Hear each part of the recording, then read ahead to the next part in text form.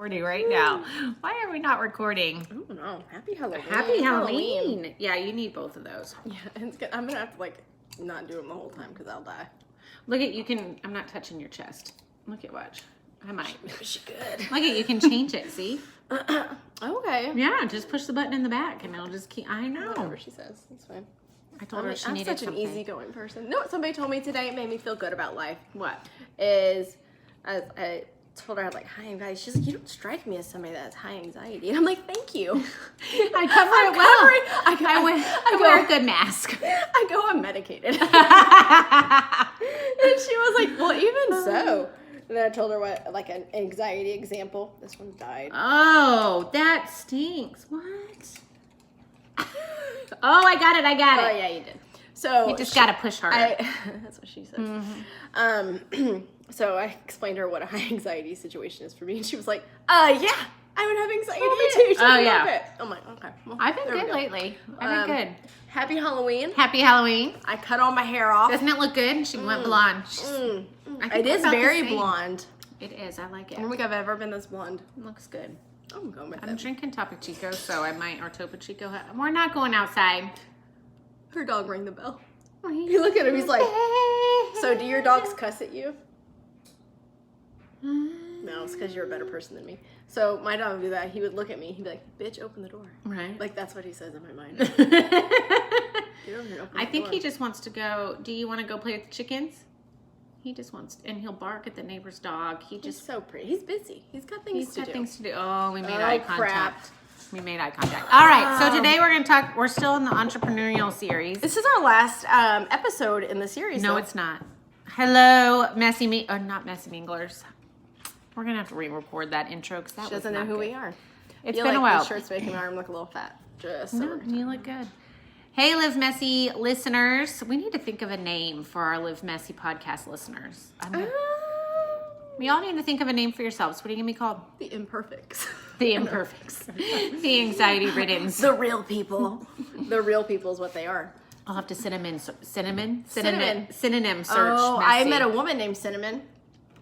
I don't want to know about that experience. No, I met her on the phone. She's like, my name is Cinnamon. And I thought I had all the preconceived notions that you just had. Yeah. And then I talked to her and I'm like, well, crap, if she's not the best employee I've dealt with at this place so far. So she was very professional. You had come across some interesting names in... Let's just say them. What was Precious? I like Precious. She's my nurse now. She is Precious. Precious, Koya, Kiki, Unique. And now Cinnamon. I kind of feel like I need to rename my kids. I do own a strip club. So that could be... I don't own a strip club, but I'm just saying. That was good. That came out of nowhere. You caught me off guard. That was you like good that laugh. one? Make you laugh? Okay. That was good. I'm done. That's it. That's it. Wrap it up. Wrap it up. So we just decided to take one of the busiest holidays for children that makes you want to go to sleep. It's not busy to me. Is it busy to you? I think just the energy of it feels busy. Candy, get a costume, call it done. Yeah. Well, we get to go trade candy with our neighbors later. That's such a weird thing to me. Trade candy. Like, I bought candy, and let's say you live next door and you bought candy, and our kids go to each other's houses. All we're doing is swapping candy with each other. That's what trick-or-treating is. That's true. That's weird to me. And getting to know the sex offenders in your neighborhood. Don't go to that house, kids. You can't tell me you didn't look that up. I actually haven't. I'm maybe too trustworthy in my neighborhood. Maybe I should. Maybe I should. It's a little too much. Yeah. No, I feel like the energy of Halloween is really busy. Your old neighbor across the street. I don't know. The energy of it makes me feel like talk about anxiety attack. I don't have anxiety about Halloween. No. I'm like, bring me some Thanksgiving. I need some stuffing, some mashed taters. I need to sit in my fat pants. I know. With a blankie, and I need to eat. Like, bring it. I'm excited for that. I'm over it. When do you decorate for? We'll get into this our topic in a minute, but I'm curious. When do you decorate for Christmas? I already did. Shut the front door. You did. For reals? No, but are you an early decorator? I am. If I wasn't going to be gone this weekend, it would be this weekend. Really? So once Halloween's over, wrap it up. It's time to move on. I already almost threw the pumpkins away today. Really? See, I'm such a pumpkin lover. No, I'm a Christmas tree lover. I love it. I love Christmas. I love the twinkle lights. I love the twinkle. But I put a lot of, I was going to say, electric battery operated candles in my house, so I get that vibe right now. You around? No, just fall. I put them out for fall. Mm-hmm. I used to be a stickler, and you decorate your on Friday after Thanksgiving is when you decorate for Christmas. That was always my tradition. So we decorate the tree the Friday after Thanksgiving. So everything goes up. But everything goes up, but the main tree, because there's like 5 trees, doesn't get decorated until then. But then again, last year I decorated, it was like a new tree, and so I got all new things for it. Isn't So that a good feeling? Pretty. And I so love that. I'm like, I don't know, maybe I'll have to do it early this year again too. Maybe do it early. So you have all fake trees, because that's a Southern thing. Did you know that? No, I've only lived in Texas. I don't know. Oh, yeah. I think that's a Southern thing, because when I moved here, I'm like, where are all the real Christmas trees, and where do we go to chop it down? I'm a real Christmas tree girl. Okay. And I come from California, which is weird, because you wouldn't think No, people that's go chop I was trees trying to down in make that California. connection. I was like, I know. Northern No, California? we all, yeah, there was a Christmas tree farm by my house, a big one. Before we had kids, we did a real tree. It didn't stroke my fancy in any way. No. I wasn't like, oh my God, it's amazing. Oh, I love it. It was just, okay, this was our tree. I love it. I do have fake ones that go up. So this year and last year, I'll decorate before Thanksgiving, because we're out of town for Thanksgiving, which kind of hurts my heart because it seems early. But I'll put everything up, and then after Thanksgiving, we'll get the fake tree. Because if we get the real tree. If we get the real tree any earlier, then it'll die. That's why I don't have a real tree. Well, and the dogs will eat it. Yeah, we'll see. This is the first year with puppies and Christmas. It's like toddlers and Christmas. Did you see the Rambling Redheads? She pulled out some of her Christmas stuff, and her daughter started walking. Go figure, I was right? Like, that's about right. Yeah, that's about when it happens. All the things. I'm gonna touch all the things and try and die. And try and choke myself to death. I'm All right, happy so that phase is done. I know, for real. That they're gonna kill themselves phase. Yeah. Still a little touch of it with Levi. They're still there. I think you're in the good phase, and then they become teenagers and they get stupid again. I'm in the good phase with Luke. He's starting to get the angst, but Levi, he's having tantrums. I don't know if he can't express himself. I don't know what that is. Maybe we need a professional. I still kind of have some tantrums I too. had a tantrum the other day because I curled my hair after my haircut, and it looked like a shit show. Don't and you I hate literally had an internal tantrum because I'm like, it looks so good, I messed it Right. up. And I literally laid in my closet, and Clifton came home from work. And he's And like, they don't understand the Well, I travesty of bad hair. I texted him, I'm like, I love my haircut, but I tried to curl it and it looks terrible. Please be nice. Because it's short. It's never been this short. Yeah. And he came home and he's like, where's your mom, guys? She's laying in the closet. And I was. He's like, what are you doing? I'm like, I just needed quiet. I just need a minute to process And the my haircut. I'm like, and my hair, I couldn't get it to curl right. I don't know how to do it. So I went today and she curled it for me. Looks really and it cute. looks great. Yeah. All right, let's talk about busting our butt. I have a different perspective than you, and you have a different perspective because are you going to talk about what I told you to talk about? What I told you to talk about? Yesterday. What? Didn't I say? You did tell me. I don't remember yesterday. I don't either, so we're going to figure it out. Well, I'll start because You'll remember when you start talking about it. Well, I think mine's different. So we're talking about entrepreneurialism. It's such a hard word for me. Entrepreneurialism? And really what it comes down to is if you want to make something, your business, whatever, come to life, you're going to have to bust your butt to do it. Yes, it's not just going to happen. For No. you. And you're not going to be comfortable either. No. That's the other one. Yes. And what I've realized is, or what I've learned by, I'm going on my 3rd year of trying to make something out of this. Yeah, see, Grady sits here and eats, and it's pretty nasty. It's you, Megan. It's okay. Blame your shoulder. It is me. We're sitting at my dinner table, and we're sitting where my middle child sits, and he's not the cleanest eater. Anyways, bless his wife. What I've learned is if you want this to work, you're going to have to be the one that's still working when everyone else has given up. Meaning you're going to go when you're going to do it when you're tired. You're going to have to do work when you don't want to. You're going to have to find the time, make the time, say no to things, sacrifice things, and really truly bust your butt in order to make it happen. And when no's flood in, you're going to have to bust your butt all the more. We talked a little bit about, if you haven't listened to it, the dream one, about when your dream doesn't look like you thought it would. Yeah. So when you get all those no's, that doesn't necessarily mean the door is closed. It just means you've been diverted. Like a denial means you've been diverted, not necessarily, okay, we're done. And so what I've realized is when you're in the game, it's like when I ran my half marathon, you all start in this like cattle call, right? You're in this like holding area. Yeah. You've done one. And then the gates open and you run, and then you spread out, right? And the people who are busting their butt are at the front, and they've put in the work and the effort, and they do this for a living, or they're genetically modified and they can do it. Or they just do it a lot. Yes. So you kind of fall in line of where you've busted your butt, right? The front people have shown up when it was cold and windy and hot and sweaty, and they're at the front of the line, and then the rest of us are towards the back. And that's, I think, the same in business is if you want to be at the front of the line, you got to show up when no one else is. What does showing up look like for you?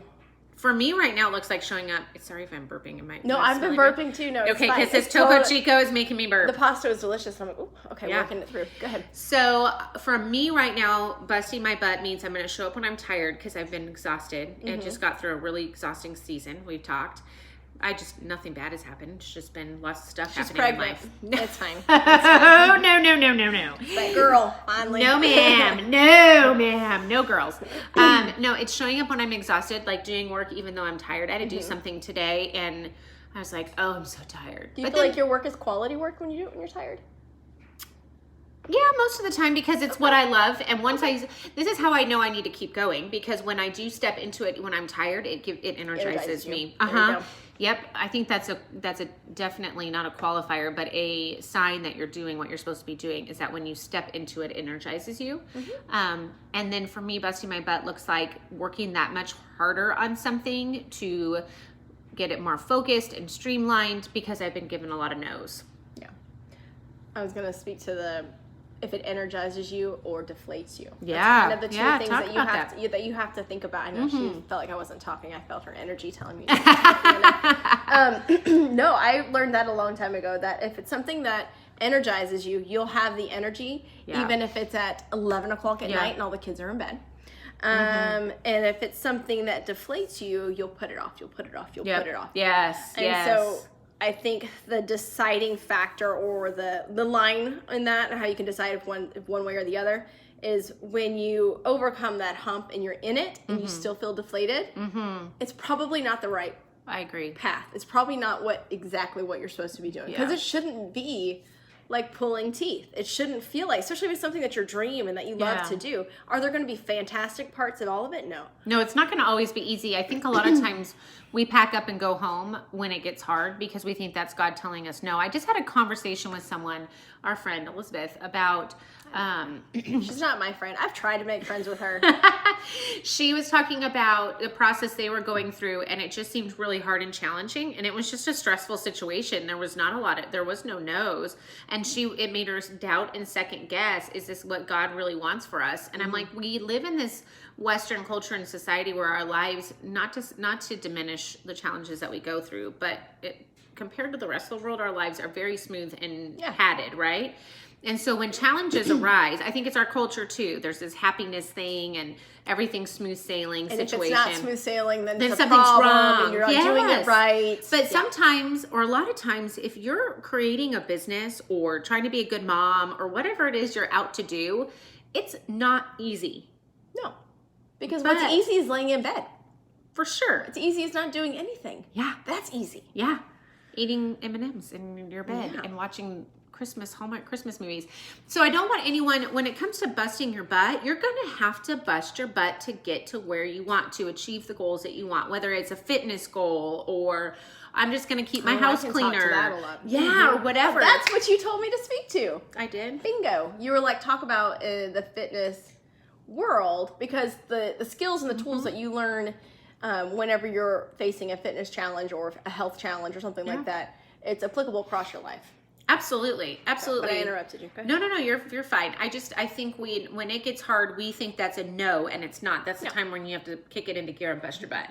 And that's when everyone drops out of the race, right? Okay, on mile 6 to 9 really sucked.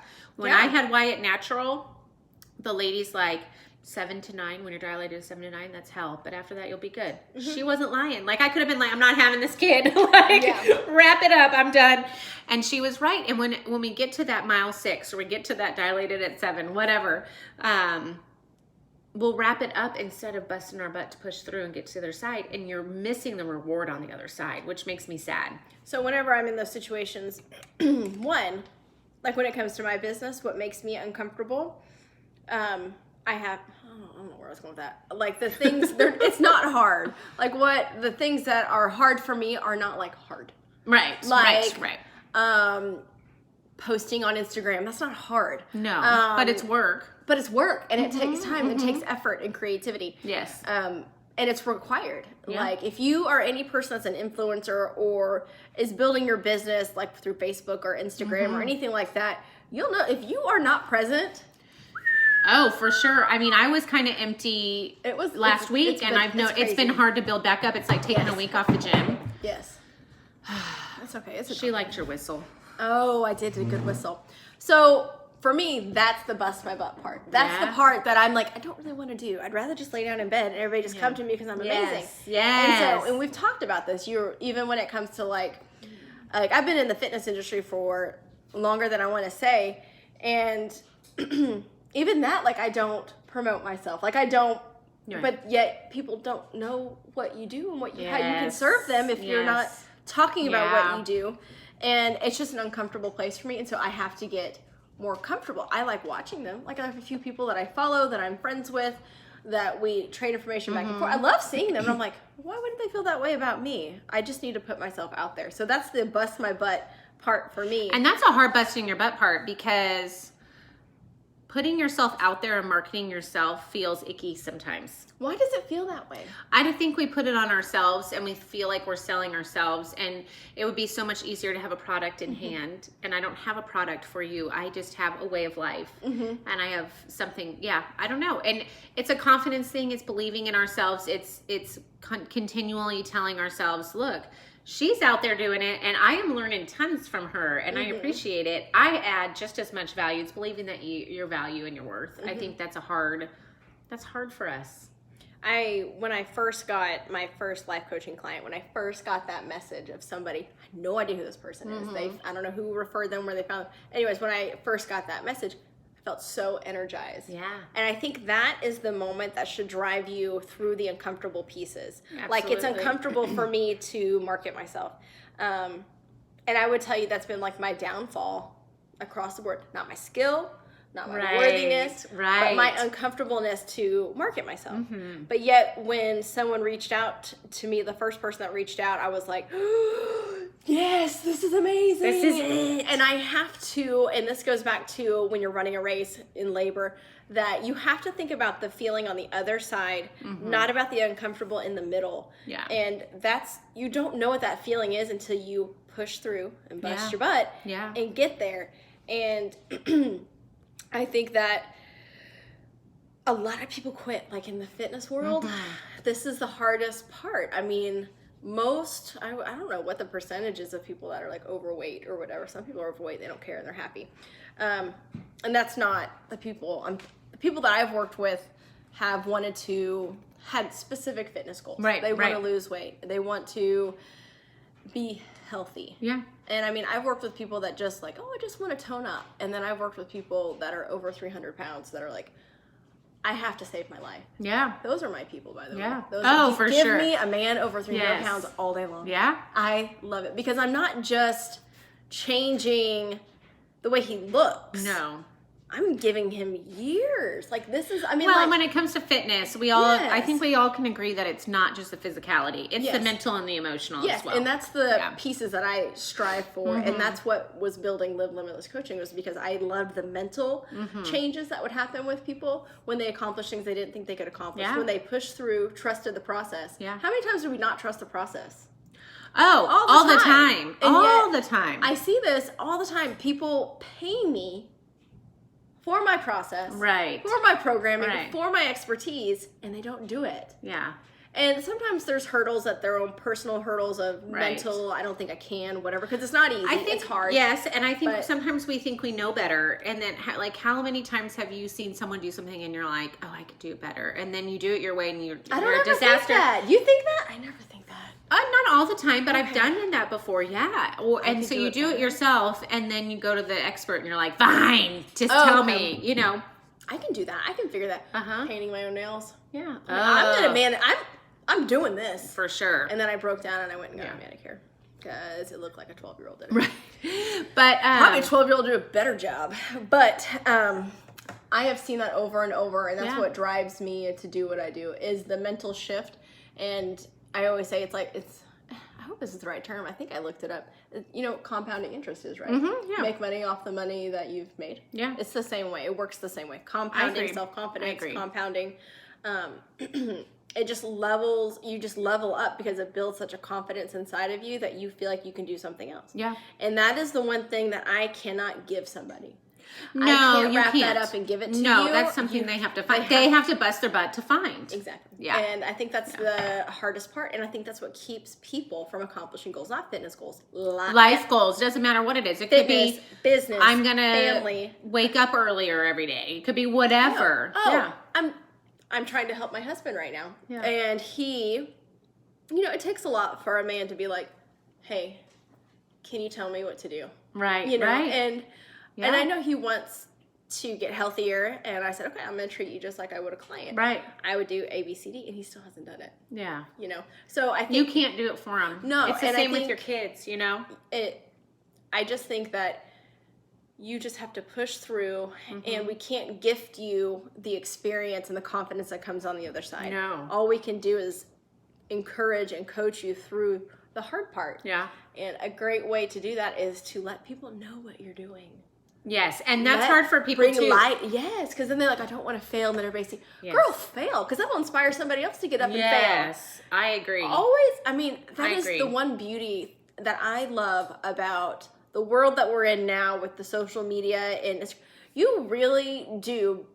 I feel like I've got true relationships with people that I talk back and forth with on Instagram and stuff, and they motivate me and they give advice, and I think that is one of the beautiful things that times that we're in right now. So you're getting to see there's this shift in it, right, of authenticity that's becoming more the norm. And so you are seeing people fail, and people are talking about someone who does it really well is Rachel Hollis, talking about, look, you're seeing me at year 10. Let me tell you about year 1, 2, and 3. Let me tell you about the journey I went on to get to where I'm at. And some people will still see year 10. You can't get away from that, right? You can't get away from the people that can't get past. Oh, I'm one of those people. Yes. I look at her at year 10, I'm like, she's got 4 kids. Yeah. And she's in her 30s. Right. And she's done all of these things. Yeah, so you have this list, but but she's really good at communicating. I didn't start here. It was a process. But the list that everybody has a list everybody has that one person or somebody, and that list that you've created that from your perception of them totally may not even be accurate. Oh, that for sure. keeps you from doing what you're meant to do. For sure. I agree completely. Like her list will keep, well, why am I going to do it? She's already done it. Yes. You got to push past that. There was something I remember I told you yesterday. So you were talking about this new venture you're on and wanting it to be at year 10 and it's at year 1. And I said, well, I noticed there's 2 things that I was thinking about while you're talking. I noticed a compliment you got, a really good compliment.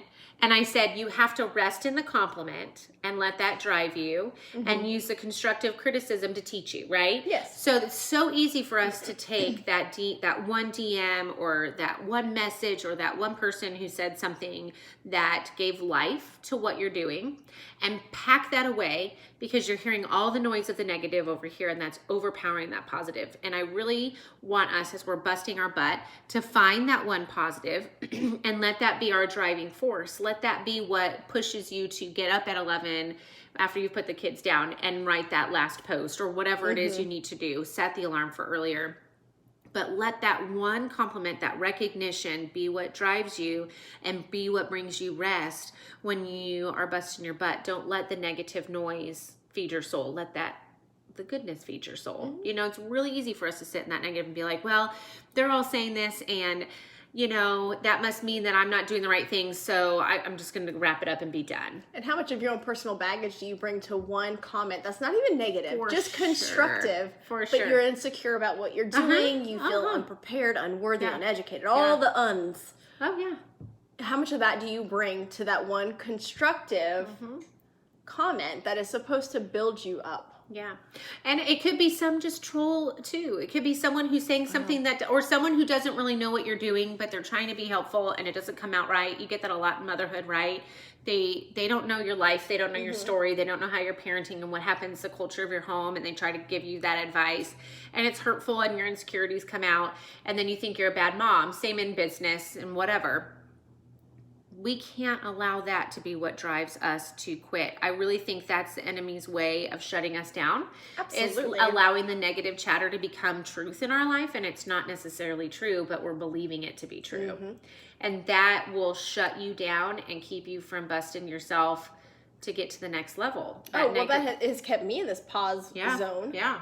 And do you know how hard I wanted to go back? We talked about this and redo some of the content. And I went back and I reread it. And it was just fine. Yeah. I liked it just the way that it was. Yeah, isn't that funny? And I'm like, dang it. And that had been on my to-do list, had been like that nagging thing and making me it reminded me that I was failing. Like that nagging thing on the list that was like, you haven't got to that yet because you're failing. You're not getting it done. And I sound psychotic, but no, you don't. Because we've had that conversation where I said, we're our own boss. So if we need to say no to something, then we're going to say no. And we're at the place right now where we don't have someone saying, this is your deadline. You have to do this. We're in a good each other's place. Deadline. Yeah. Like you need to do with it. So but it can become a reminder of failure for sure.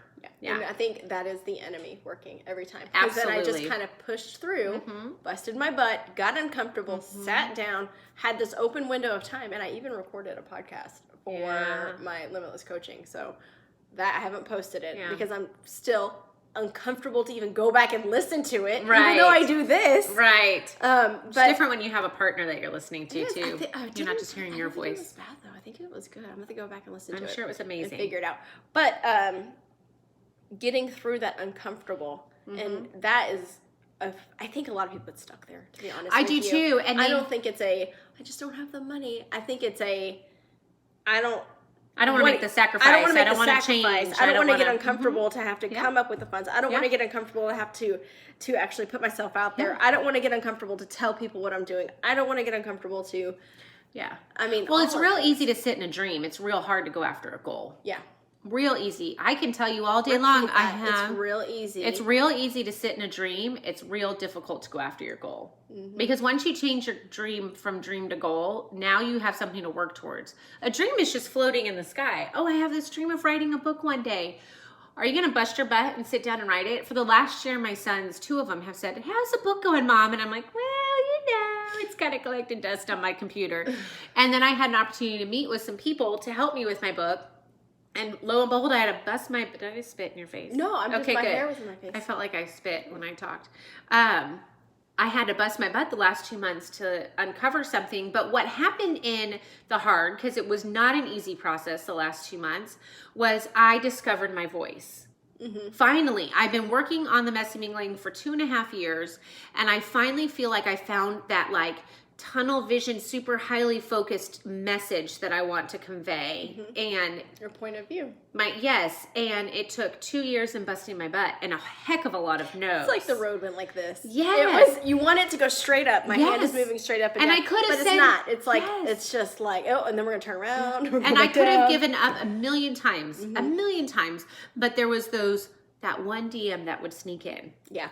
Or that one person that would come and say something to me. And I had no idea the impact I had on them. And that's what propelled me. That's why I said you need to take that one positive thing that someone has said to you and let that be your driving force when those dark moments come and you want to wrap it up and quit because everything is telling you you're failing. And I think you also need to remember that if you are bringing light to what your dream is. So let's be dreams, we all have dreams. Yeah. The only difference between a dream and a goal is action. Absolutely. And as soon as you bring light to the action that you need to do, it will spur you on. And I want to encourage people to not be, if you're the smartest person in the room, you're in the wrong room. Oh, for sure. Wrong room. For sure. My son said that the other day, and he's like, I'm smarter than everybody. And my husband goes, well, then you're in the wrong place. Yeah. He's like, you don't want to ever be the smartest person in the room because what are you going to learn? Nothing. You'll do nothing but stay exactly the same. Yeah. And so let that be an encouragement for you to bring light to what you want to do to start that action phase of of whatever your goals are. And I want to business-wise, personally. And I want to piggyback on that smart. No, I don't. I had it. Now it's gone. Okay. Oh, so instead of looking at the people that are in your industry, and it could be motherhood. We're not talking about you have to go after a job, but people who are doing the same thing you are doing. And we look at them as, well, they've got it mastered. They're way ahead of me. That means I'm failing. Don't look at them like that. Look at them as the smarter person in the room and they might not be smarter than you, but they're further ahead on the journey. So they've got this wisdom and this knowledge to impart on your life. Take it as that. Glean from them. Learn from them. There are so many people, especially on social media for me, that I've had a business coach tell me to change certain things, and so I did it and it didn't feel like me, but I had to try it so I could find myself. And that's not failure, that's you finding yourself. It's you saying, yes, this fits, no, this doesn't. I'm gonna change this a little bit to make it work. And then I look at other people who have this social media thing mastered, and I learn from them. Yeah. And I utilize tools that they use. I don't do the exact same thing that they do because I'm not them, they're not authentic me. to you. Yes.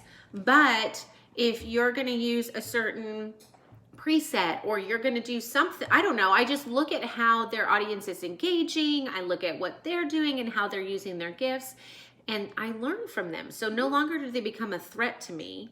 Well, it's because you're coming in humble. But you're not coming in. They become a teacher. Yeah. And so a lot of us look at them and are intimidated. And instead of being intimidated, say, what can I learn from them? What can I learn? And don't ever think that you need to change to be something else in order to make something successful. God has made you and designed you uniquely you. And I'm so passionate about this because I just went through the whole Clean Your House challenge. And what I learned was I wasn't supposed to change being neat and tidy and orderly. That's who I am. I just need to figure out how to use that piece of me well. So don't think that you need to adapt to be someone else, to be like her as a mom or her as a businesswoman or her as a wife or a friend or whatever. Be you. Just learn how to be the best you. Well, and if you're trying to be somebody else, you're not gifting people with the voice that God gave you and what talents he's bestowed upon you. If you try to mirror somebody else. I think we need to do a podcast on people that don't know who they are. I agree. I feel like I've met a like lot finding of your voice, finding your voice and being confident in it. Yes. That's hard. I mean, it's like trying on a pair of pants. Some girls are leather pants. Right. Some girls are bell bottoms. It's true. And you know when they don't feel right, you know. Yes. Some people don't know. Some people are like, well, she's wearing them, so I should wear them too. Even they're still finding themselves uncomfortable. And then you become a chameleon, and then you get completely lost. Yes. So a lot of you are busting. We could go on and on about this because I feel like a lot of us are busting our butt to be something we're not. I think that's the takeaway from this. Boom. We always get there. It took 30 minutes, 30 seconds. But you should be busting your butt to find who you are, what your voice is, where you can be your best self. And how do you know? You will feel energized. Yes. You will feel energized. You won't feel deflated. You won't be able to shut up about it. Yeah, it doesn't mean you're not going to be tired or worn out because it's going to be hard work or uncomfortable. But you keep coming back because there's something about it that you can't stay away from. Mm-hmm. Yeah. All right. Okay, that was better than I thought.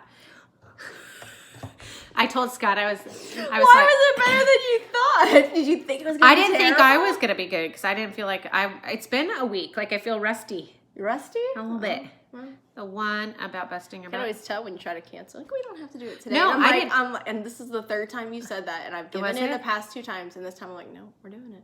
I don't feel rushed. I mean, it's like 1:30. I don't feel rushed. I know, good timing too. See, not yet. Professional. We're so professional. Oh, we're still on video. Always. Just make you feel better. I know. It just makes them feel better. Well, you guys have a good Halloween. Yeah, enjoy. See ya.